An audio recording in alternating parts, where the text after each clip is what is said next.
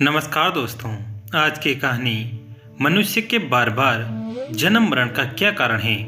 एक बार द्वारकानाथ श्री कृष्ण अपने महल में दातुन कर रहे थे। रुक्मिणी जी स्वयं अपने हाथों में जल लिए उनकी सेवा में खड़ी थी। अचानक द्वारकानाथ हंसने लगे। रुक्मिणी जी ने सोचा कि शायद मेरी सेवा में कोई गलती हो गई है, इसलिए द्वारकानाथ हंस रहे हैं।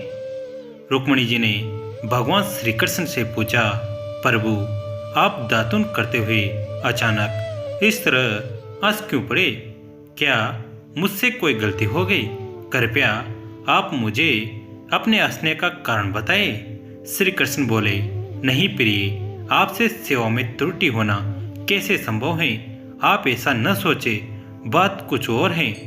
रुक्मिणी जी ने कहा, आप अपने हंसने का रहस्य मुझे बता दे तो मेरे मन को शांति मिल जाएगी, अन्यथा मेरे मन में बेचैनी बनी रहेगी। तब श्री कृष्ण ने मुस्कुराते हुए रुक्मिणी जी से कहा, देखो वो सामने एक चींटा चींटी के पीछे कितनी तेजी से दौड़ा चला जा रहा है। वो अपनी पूरी ताकत लगाकर चींटी का पीछा कर उसे पा लेना चाहता है। उसे देखकर मुझे अपनी माया शक्ति की प्रबलता का विचार करके हंसी आ रही है। रुक्मिणी जी ने आश्चर्यचकित होते हुए कहा, वो कैसे प्रभु? इस चींटी के पीछे चींटे के दौड़ने पर आपको अपनी माया शक्ति की प्रबलता कैसे दिख गई? भगवान श्री कृष्ण ने कहा, मैं इस चींटे को 14 बार इंद्र बना चुका हूँ। 14 बार देवराज के पद का भोग करने पर भी इसकी भोग लिप्सा समाप्त नहीं हुई। यह देखकर मुझे हंसी आ गई। इंद्र की पदवी भी भोग योनि है। मनुष्य अपने उत्कृष्ट कर्मों में इंद्रत्व को प्राप्त कर सकता है। सो अश्वमेव यज्ञ करने वाला व्यक्ति इंद्र पद प्राप्त कर लेता है, लेकिन जब उनके भोग पूरे हो जाते हैं तो उसे पुनः पृथ्वी पर आकर जन्म ग्रहण करना पड़ता है। प्रत्येक जीव इंद्रियों का स्वामी है, परंतु जब जीव इंद्रियों का दास बन जाता है तो जीवन कलुषित हो जाता है और बार बार जन्म मरण के बंधन में पड़ता है। वासना ही पुनर्जन्म का कारण है। जिस मनुष्य की जहाँ वासना होती है उसी के अनुरूप ही अंत समय में चिंतन होता है और उस चिंतन के अनुसार ही मनुष्य की गति ऊंच नीच योनियों में जन्म होता है। अतः वासना को ही नष्ट करना चाहिए। वासना पर विजय पाना ही सुखी होने का उपाय है। मुझे न काम अग्नि तुलसी कहो, विषे भोग बहु गीते। अग्नि में घी डालते जाइए, वह और भी धधकेगी। यही दशा काम की है।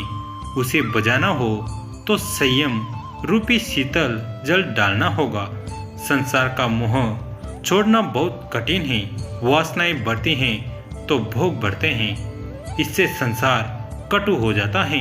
वासनाएं जब तक क्षीण न हो तब तक मुक्ति नहीं मिलती है। पूर्व जन्म का शरीर तो चला गया, परंतु पूर्व जन्म का मन नहीं गया। नास्ति तृष्णासनम दुखम नास्ति त्यागसम सुखम स्वर्गम कामान परित्यजे ब्रह्मभूते कल्पते। तृष्णा के समान कोई दुख नहीं है और त्याग के समान कोई सुख नहीं है। समस्त कामनाओं यानी मान, बढ़ाई, स्वाद, शौकीनी, सुख भोग, आलस्य आदि का परित्याग करके केवल भगवान की शरण लेने से ही मनुष्य ब्रह्म भाव को प्राप्त हो जाता है। नहीं है भोग की वांछा, न दिल में लालसा धन की, प्यास दर्शन की भारी है, सफल कर आस को मेरी। जय जय श्री राधे। वैष्णव कथा में जमुना दास भक्त का एक दृष्टांत है। एक बार वे ठाकुर जी के लिए फूल लेने के लिए बाजार में निकले। माली की दुकान पर एक अच्छा सा कमल देखा। उन्होंने सोचा कि आज अपने ठाकुर जी के लिए यही सुंदर कमल ले जाऊं। उसी समय एक यवन आया जो वेश्या के लिए फूल लेना चाहता था। जमुना दास ने उस कमल की कीमत पूछी तो माली ने 5 रुपए बताए तो यवन ने बीच में ही कह दिया कि मैं इसकी कीमत 10 रुपये दूंगा तो यह फूल मुझे दे। तो जमुना दास ने कहा कि मैं 25 रुपये देने के लिए तैयार हूँ, फूल मुझे ही देना। इस प्रकार फूल लेने के लिए दोनों के बीच और से लग गई। यवन ने 10,000 की बोली लगाई। जमुना दास ने 1,00,000 की वेश्या के लिए यवन को वैसा कोई सच्चा प्रेम नहीं था, केवल मोह था।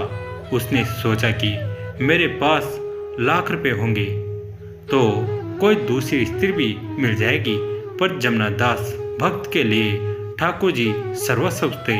उनका प्रभु प्रेम सच्चा और शुद्ध था। उन्होंने अपनी सारी संपत्ति बेच दी और 1,00,000 रुपये में वो कमल का फूल खरीदकर श्री नाथ जी की सेवा में अर्पित कर दिया। फूल अर्पित करते ही श्री नाथ जी के सर से मुकुट नीचे गिर गया। इस प्रकार भगवान ने बताया कि भक्त के इस फूल का वजन मेरे लिए अत्यधिक है। संत कुमार क्रोधित होते हुए अतः उनका पतन हुआ। प्रभु के द्वार तक पहुंचकर उन्हें वापस लौटना पड़ा। संत कुमार ने क्रोधित होकर जय विजय को श्राप दिया कि राक्षसों में विषमता होती है, तुम दोनों के मन में भी विषमता है, अतः तुम राक्षस हो जाओ। दैत्य कुल में तुम्हें 3 बार जन्म लेना पड़ेगा। भगवान ने सोचा कि इन्होंने मेरे आंगन में ही पाप किया है, अतः वे घर में आने के पात्र ही नहीं हैं। इन्होंने अभी तक क्रोध पर विजय नहीं पाई है, अतः वे मेरे धाम में आने की पात्रता गवा चुके हैं। मैं बाहर जाकर उन्हें दर्शन दे आऊं। सनकादिकों को अंदर प्रवेश न मिल सका। यदि वे अंदर जा सके होते तो फिर बाहर आने का प्रसंग उपस्थिति नहीं होता। कारण भगवान का परम धाम तो है, यदत्वा न निर्वंते। भगवान ने लक्ष्मी जी से कहा कि बाहर कुछ झगड़ा हो रहा है। वे दोनों बाहर आए। ठाकुर जी ने संत कुमारों की ओर देखा ही नहीं। आज नजर धरती पर है। संत कुमार वंदन करते हैं, किंतु प्रभु जी ने उनकी ओर नहीं देखा। दोनों ऋषि भगवान से क्षमा याचना कर रहे हैं। प्रभु जी ने कहा कि भूल तुमसे हुई, तुम्हारा अपमान मेरा अपमान है। सनकादिक सोचते हैं कि हमारी प्रसन्नता तो बहुत की जा रही है, किंतु हमें धाम के अंदर तो बुलाते नहीं हैं। हमें अभी तपस्या करने की आवश्यकता है। अभी तक हमारा क्रोध नष्ट नहीं हो पाया है। जय विजय को सांत्वना देते हुए नारायण भगवान ने कहा, तुम्हारे 3 अवतार होंगे। सनकादिक के हिसाब से जय और विजय कर्मश हिरण्याक्ष और हिरण्याक्षु के रूप में अवतरित हुए। सुखदेव जी वर्णन करते हैं, दिति के गर्भ में जय विजय आए। 2 बालकों का जन्म हुआ। उनका नाम हिरण्याक्ष और हिरण्याक्षु रखा गया। असमय में किए गए कामभोग के कारण दिति कश्यप के यहाँ राक्षसों का जन्म हुआ। महाप्रभु जी के ने इस चरित्र के अंत में कश्यप के सर पर 3 दोष आरोपित किए हैं, कर्म त्याग, मौन त्याग और स्थान त्याग।